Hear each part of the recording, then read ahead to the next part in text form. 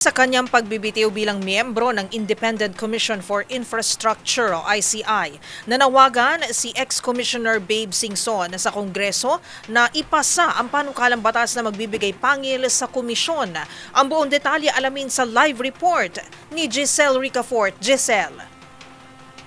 Ms. Kay umapila si resigned Independent Commission for Infrastructure member Rogelio Singson sa Kongreso na paspasan yung pagpasa sa panukala na magpapalakas sa kanilang komisyon.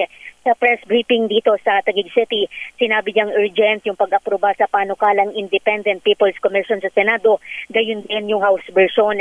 Idiniin niyang hindi sapat sa ICI lang na o hindi dapat sa ICI lamang iasa yung bigat ng problema at kailangan nila ng matatag na suporta mula sa opisina ng Pangulo at sa parehong kapulungan.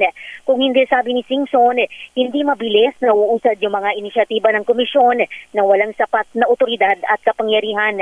Pakinggan natin. So, I hope people understand that ICI on its own cannot solely carry the burden. We need the support of other government institutions, particularly at this time, both houses of Congress, the Senate and the lower house. So we are appealing to leadership of the House and the Senate to please pass that before the year ends. Okay. Personal namang nagpaliwanag si Singson sa media para sa kanyang irrevocable resignation. Sabi ng commissioner na labas-masok daw siya sa pagamutan, sumasalang sa medical workout at sa kauna-unahang pagkakataon, pinaiinom na daw siya ng maintenance medication para sa puso, mataas na BP at kolesterol. Dahilan pa ni Singson, hindi raw sana yung kanilang pamilya sa grabing stress at security para sa kanilang kaligtasan.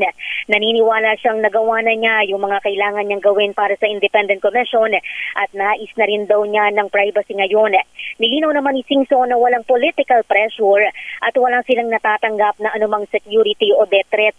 Bagamat irrevocable yung pagbibitiw na epektibo sa December 15 ngayong taon, nangako siya kay ICI Chairman Andy Reyes na available siya sa sakaling kailanganin pa ng komisyon yung kanyang serbisyo lalo na sa teknikal. Pakinggan natin. Because of the stress, my 77-year-old body cannot take it anymore. That's the other half of the situation. I've been in and out of the hospital. I just came from a medical workout this early. So, alam niyo na, pagka nag-medical workout ka, jeta ka ng 10 hours. No? Maaga kang magigising, blood extraction. This is the first time in my life that I've been asked to take maintenance medication for heart, high BP, high cholesterol, high creatinine, name it, everything is red flag in my body.